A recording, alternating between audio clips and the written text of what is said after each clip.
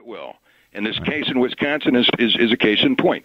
Why doesn't the state of Wisconsin say, well, we're not going to keep our commitments to the bondholders? It's because the bondholders will come back and charge them higher interest rates because they have power over them. If the unions, if middle-class working people, if firemen and cops and teachers are not in a position to say to the government of Wisconsin, you got to keep the obligations you've made to us, too. If they don't have, it's a matter of power in the economy. If middle-class people don't have the power to demand their share, the guys on Wall Street will get theirs. Okay, so let's say that the teachers and the firemen and the cops are able to force the Wisconsin to give them more money and not cut their benefits. How does that help everybody else in Wisconsin, all the other workers who are now going to have to pay higher taxes so that the teachers and the cops can get higher incomes? How is that helping? Let's be clear. The governor of Wisconsin, before this crisis, gave a huge tax cut to corporations. He handed over money to corporations and is trying to get it back out of the wallet. In what form? Because corporations, what do you think corporations do with their money? They employ people. Right at this moment, they're holding $2 trillion of cash and not investing it. Why? Because there's no demand in the economy. Because average people are not employed, and because demand wages is always have stagnated. Demand is always there. It's infinite. That's the basics of economics. If they're not putting it to work, it's because they can't do it profitably. Demand is not there. Demand is not there. People don't have the money to spend. But they have to earn it. Productive capacity is present in our economy that happened before the Great Recession. Well, how are we going to create the demand? Unemployment. Where is the demand going to come from then? You have to assure that the increases in productivity are balanced with increased wages. But what if there are no real? But what if there are no increases? But what if there are no increases in productivity? What if it's just an illusion created by accounting? It's not an illusion. It's not an illusion. Look, there's more money in our economy. There's more gross domestic product being produced. There's more money for the rich. As long as there's a guy who made $5 billion in income last year and paid 15% taxes on it. That's as many as 100,000 average workers. Right. Well, I made a lot. I made a lot less than $5 billion and paid almost 50% taxes. So exactly. I'm getting. The taxes are very high. But yeah, I agree with you that we shouldn't have this preferential treatment for the hedge fund managers with carried interest. But that doesn't change the fact. Massive shift of income to the very top. Do you think? Are firefighters? Wait, are the firefighters and the policemen and teachers you're talking about? Are they a lot more productive than they were 5 or 10 years ago? Should they really be getting a lot more income than they were 5 or 10 years ago? Well, actually, they're not. So that kind of doesn't. So why? Then why can't we cut their pay? Why can't Wisconsin cut their pay? Because they're overpaid, and because the taxpayers can't afford it. They're broke. I think teachers make too much in America. In Wisconsin, these teachers are making on average $100,000 a year. The taxpayers can't afford it. It's flat out not true. It's flat out not true. You got to count the benefits. That show that public sector workers make actually on the average less than private sector workers with the same education background. No, they don't. They don't make less. Yes, they do. They make more. Look at this. They make the average government worker now with wages and benefits is earning twice what the average private sector worker makes. That is just flat out wrong. No, it's not. I'm not making it up. Most federal employees today are in the range of making 50, 60 grand or less. But first of all, that's still more than the average worker makes. But you got to look at family income is about $50,000. But you're talking about individual income, not family. Now you just went from individual to family. So what if you got two people working for the government in the same family? That's $100 grand. But you're not counting their health care benefits, their retirement benefits, and when you look at teachers only work 9 months. Should not be able to have health care benefits.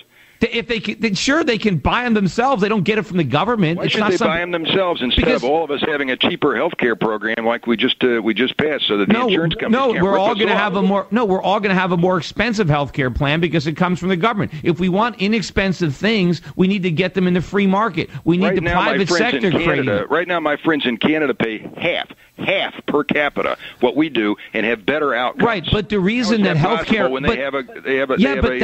but that's because we don't have a free market in health care here. It's because the government is so. In fact, I know. We pay twice as much in health care per capita as any country on Earth. Yes, our system is a disaster because of all the government involvement. If we went back to the way we had health care before the 1960s, wait a minute.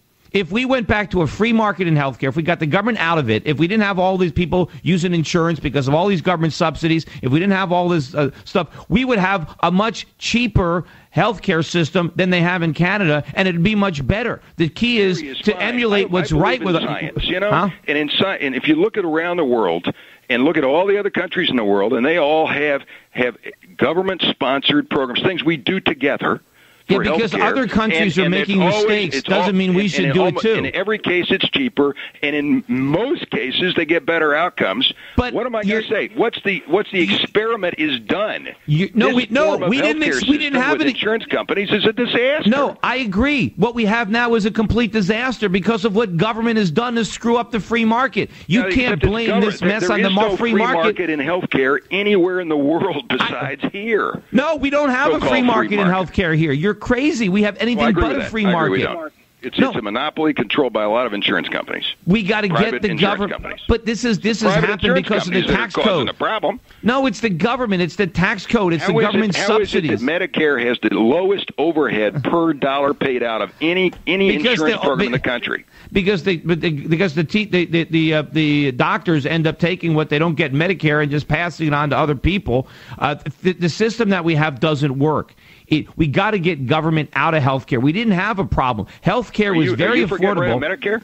Yes, we never should have set it up. It drove Medicare, Medicaid. You're completely out of step with most Americans who want Medicare and think it's the best program going. Yes, most Americans are wrong on a lot of things. Yeah, I'm out of step with the majority of Americans who are clueless about the cause of our healthcare problems. We had a much better system that was much more affordable for everybody before the government got involved with Medicare, Medicaid, and drove costs through the roof. This is a government problem. Poverty among seniors, but more than any single thing that the government has ever done. No, the Social Security is the biggest Ponzi scheme. It's going to impoverish more people than anybody in the history of the world. More money will be lost through the Social Security Ponzi scheme than any other investment con ever devised by anybody in the history of the world. For 75 years, reliably never missed a check. No, because it's about to collapse. All the people today, the massive losses, the trillions of dollars of losses that the people are going to have in this generation is what paid for the people who were able to profit. Yes, you always profit from a Ponzi scheme if you get in early,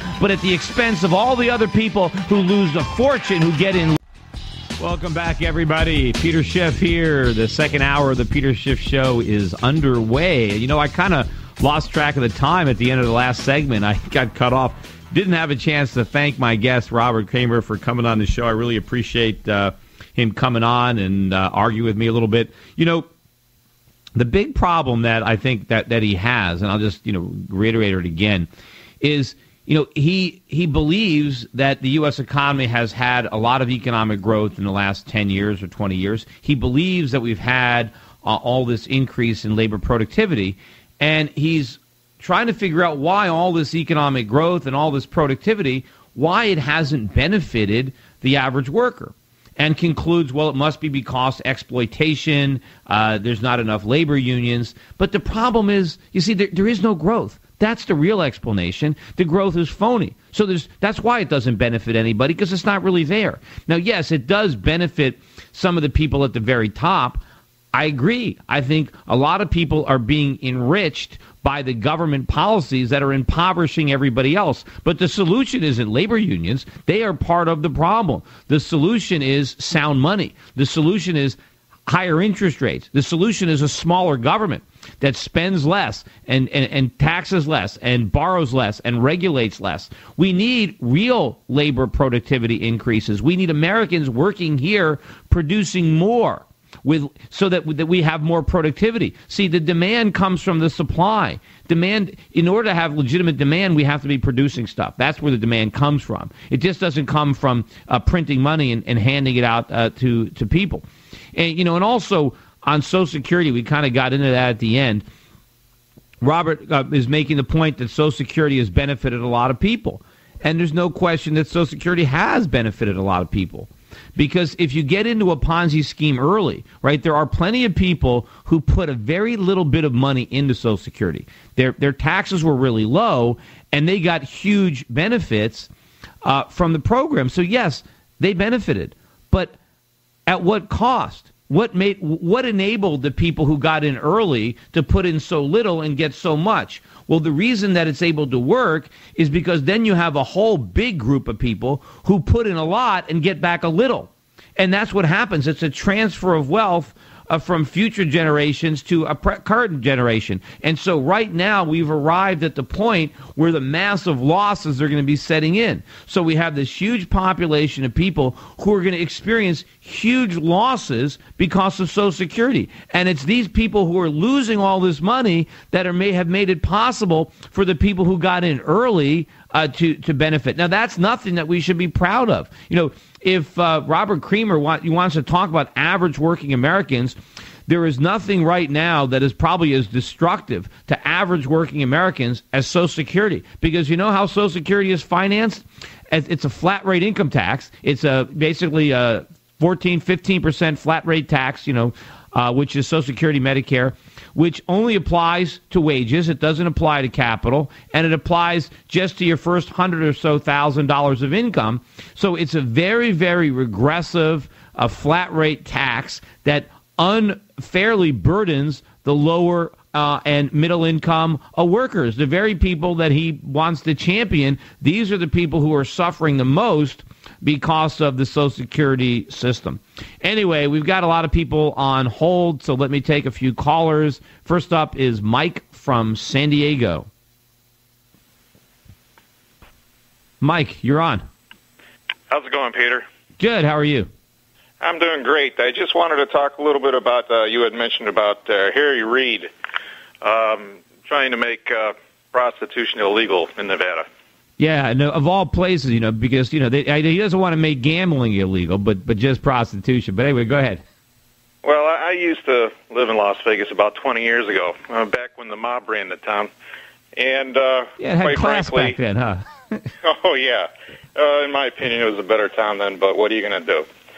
And the opinion amongst the locals back then and even now when I go back to talk to folks is that the reason that they're focusing on this is that it's just another thing that the government cannot effectively tax. They can't tax it well.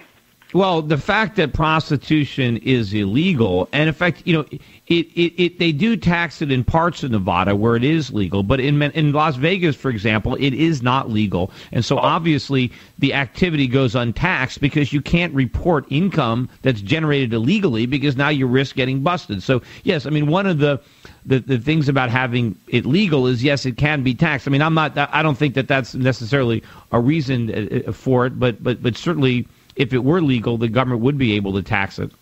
Well, here's a little bit of how it really works on the inside. Yes, the brothels and the places outside of Clark County, and they are legitimate businesses and are taxable.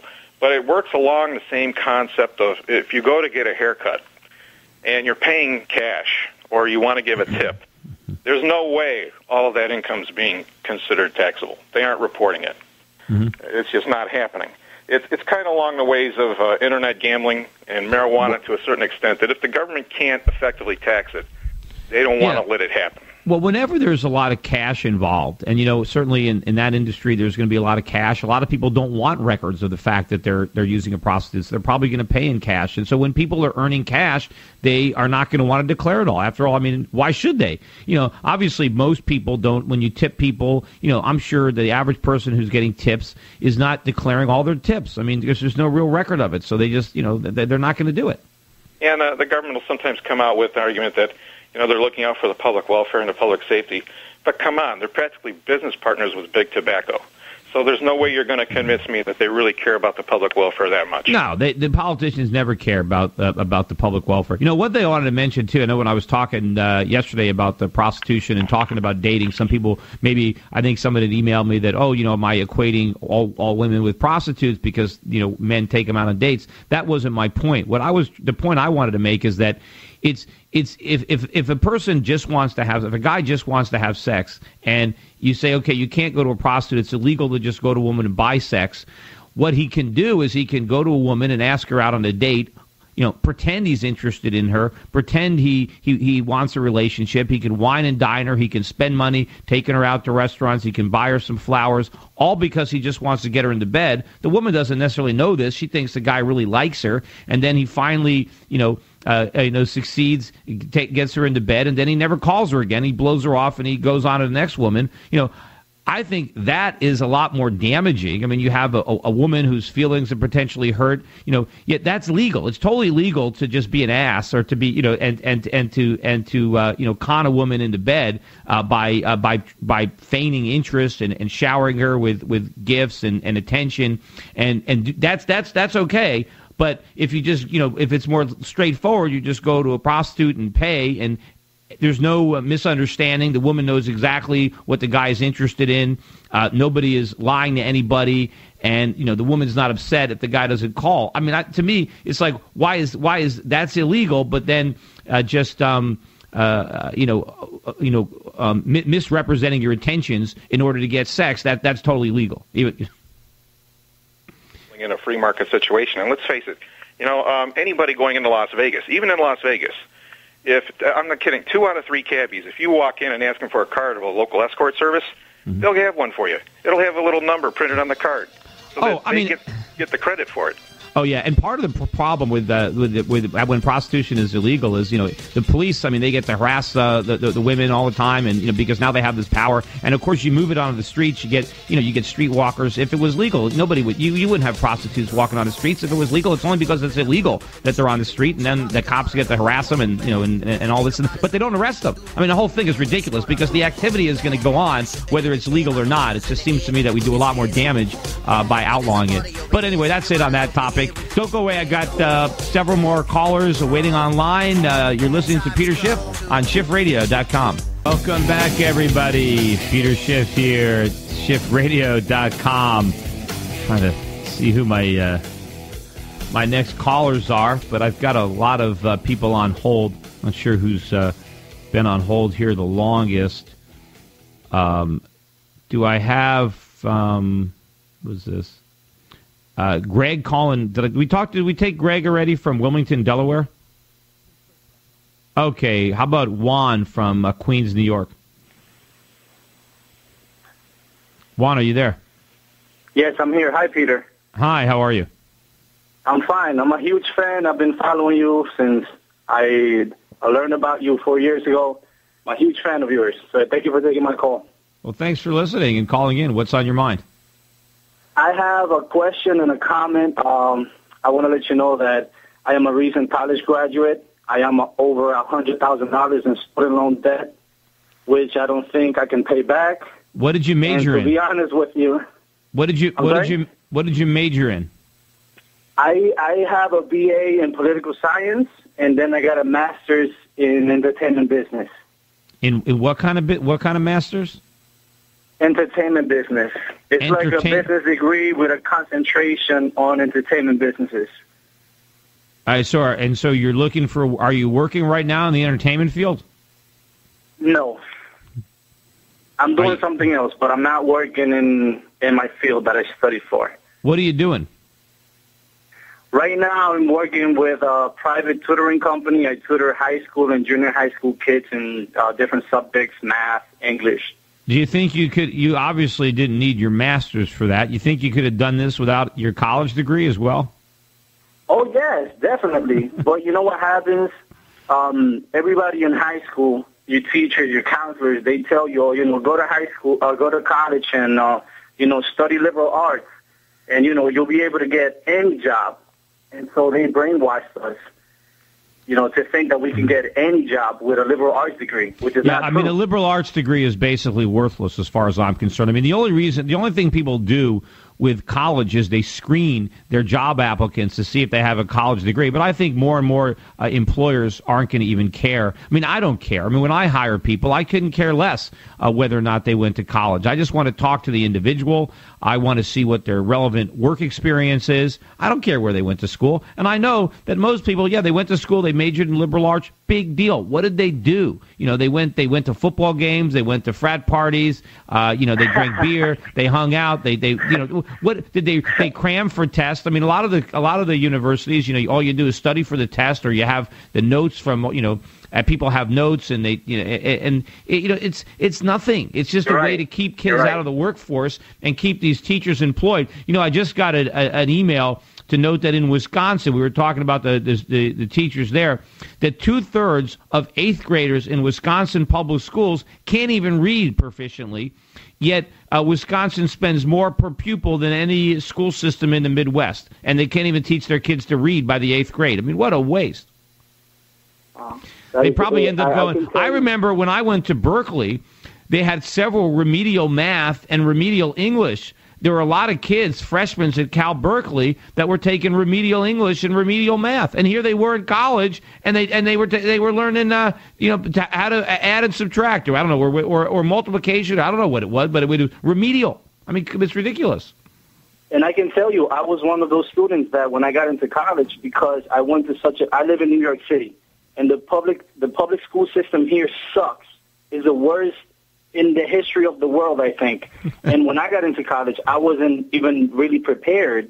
But, I did very well in college. But when I got in at first, I struggled. Because what you probably got is you ended up getting the high school degree that you needed in college. Exactly. Yeah, but you could, if we didn't have these terrible government schools, you would have learned all that you needed to know by the time you were 18, and you could have skipped college and gone right to work and not had $100,000 in debt. You're 100% right, and I don't know how I'm going to pay that, and to be honest with you, I think I'm not going to pay it, and I probably will leave the country and go somewhere else. But I have a question about, help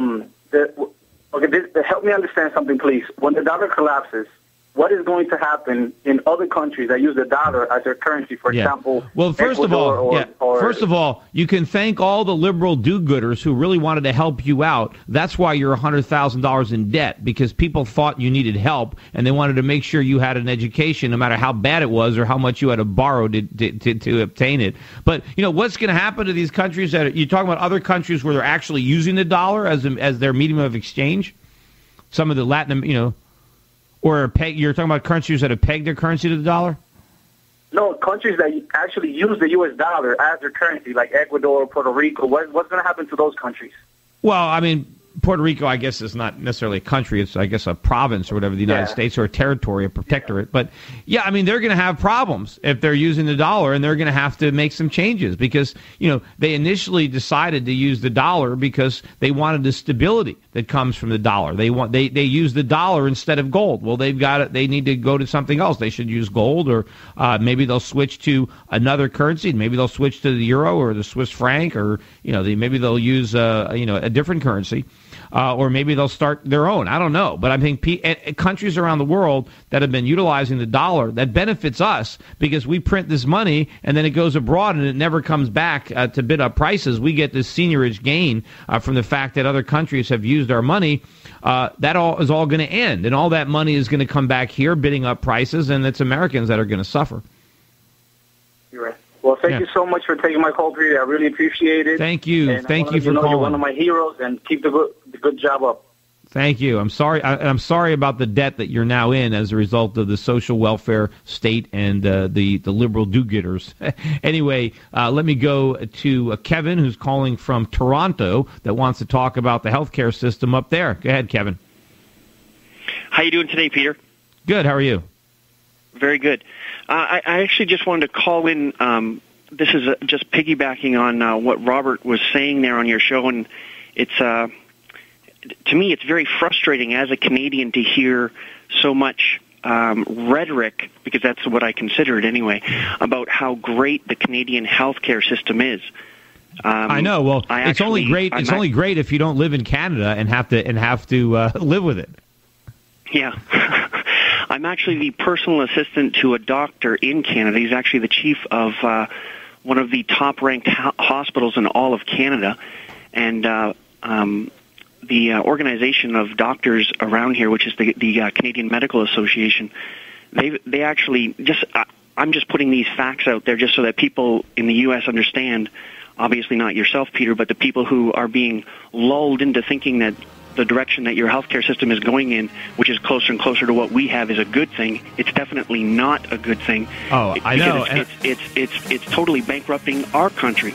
Absolutely, and I hate the fact that when Creamer wants to say, hey, our healthcare system is too expensive, so we should emulate Canada, the reason our system is so expensive is because in many ways we have emulated them in that we have a lot of government involvement. The real way to make our healthcare system more affordable and more accessible is not to go all the way to socialized medicine, but to get all the socialism that's already in our healthcare system out and fully embrace a free market approach. That's the way to get lower costs and better access. Anyway, thank you for your call and your perspective.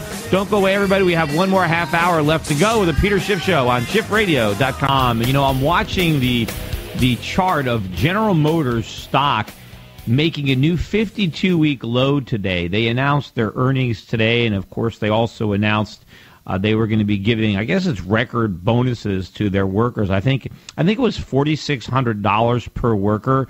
GM is giving out these bonuses because they finally got a profit. Of course, this profit is totally manufactured, and these bonuses are a byproduct of the bailout.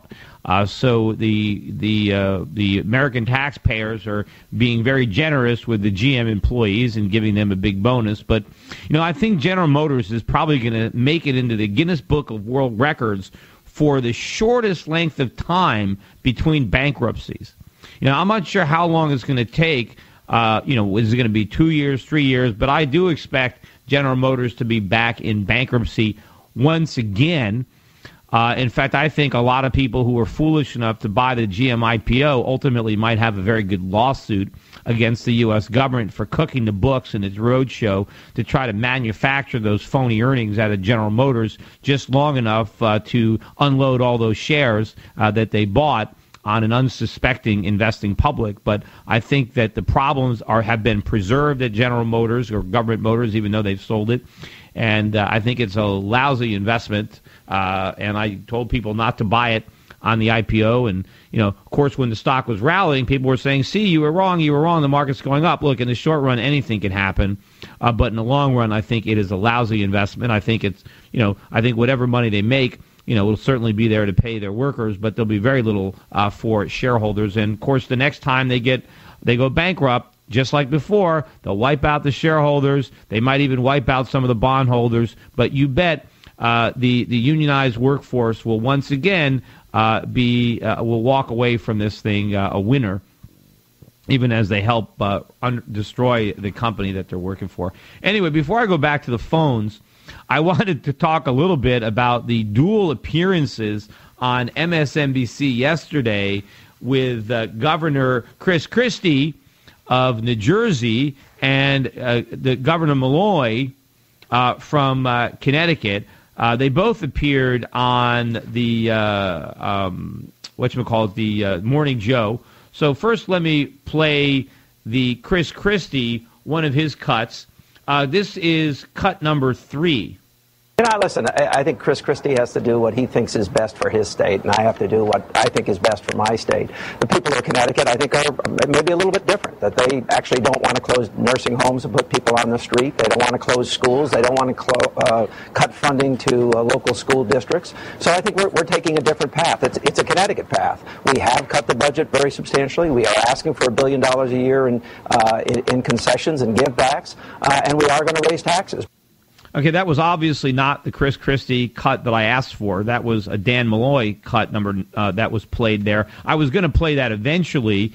I just didn't want it to play right then. But, yeah, I mean, so he came back later on and mentioned his approach that, Connecticut doesn't want to cut spending. Well, sure we do. Maybe he doesn't want to cut it. And, of course, he likes to talk about, well, we don't want to close down the nursing homes and, we don't want people to starve. I mean, that's not what it's all about. What he's doing is preserving the bloated state bureaucracy. He can certainly cut a lot of state workers. He can certainly reduce pay for overpaid state workers without having to close the nursing homes. Those are the scare tactics that he's talking about. But I wanted to play the Chris Christie clip. So do you have that one? It's number 3. Chris Christie. Connectic's governor is raising taxes. Yeah, well, let me tell you something. Governor and guess what? Hunting. And I'll be waiting at the border to take Connecticut's jobs when he does it. You know, he's still got to read the governor's. He's coming in. You want to talk to him? He's got to read the governor's owner's manual first before he starts. Can we hold on 1 second? Chris, can I hear this music? So later on, I guess I don't think I have the sound from this, but I read it online that the response from Governor Malloy was that, hey, if you're waiting for Connecticut's jobs, don't hold your breath, because he pointed out that the income tax and the sales tax in New Jersey are higher than they are in Connecticut right now, and he's correct; they are higher. But here's what Governor Malloy is missing. This is the bigger picture. Nobody is going to pick up right now and move their business, I think, from Connecticut to New Jersey today.